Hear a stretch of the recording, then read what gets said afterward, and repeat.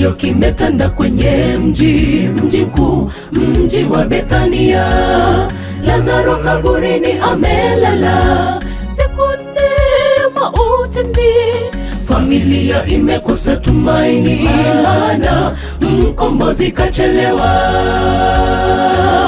Kilio kimetanda kwenye mji mkuu, mji wa Bethania. Lazaro kaburini amelala, siku nne mautini. Familia imekosa tumaini, maana mkombozi kachelewa. Liondoweni jiwe, akatamka Yesu kwa sauti iliyojaa mamlaka, Lazaro njoo. Amelala Lazaro, Bwana wa ufufuo akaita, akatoka mautini akiwa hai. Uweza mamlakani kwake Yesu, aliyeshinda kifo na mauti. Liondoweni jiwe, akatamka Yesu kwa sauti iliyojaa mamlaka, Lazaro njoo. Amelala Lazaro, Bwana wa ufufuo akaita, akatoka mautini akiwa hai. Uweza mamlakani kwake Yesu, aliyeshinda kifo na mauti.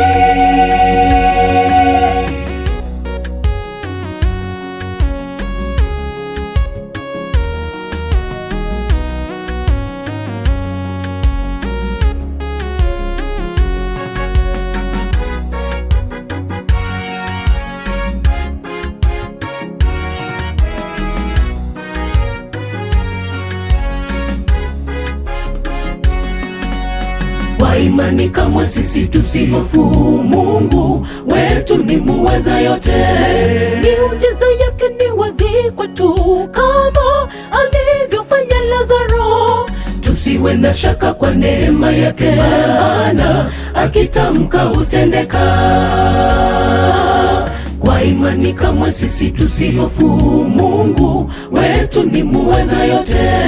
Miujiza yake ni wazi kwetu, kama alivyofanya Lazaro. Tusiwe na shaka kwa neema yake, maana akitamka hutendeka. Liondoweni jiwe, akatamka Yesu kwa sauti iliyojaa mamlaka, Lazaro njoo. Amelala Lazaro, Bwana wa ufufuo akaita, akatoka mautini akiwa hai. Uweza mamlakani kwake Yesu, aliyeshinda kifo na mauti. Liondoweni jiwe, akatamka Yesu kwa sauti iliyojaa mamlaka, Lazaro njoo. Amelala Lazaro, Bwana wa ufufuo akaita, akatoka mautini akiwa hai. Uweza mamlakani kwake Yesu, aliyeshinda kifo na mauti.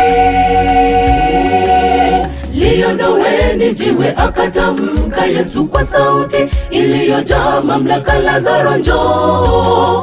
Amelala Lazaro, Bwana wa ufufuo akaita, akatoka mautini akiwa hai.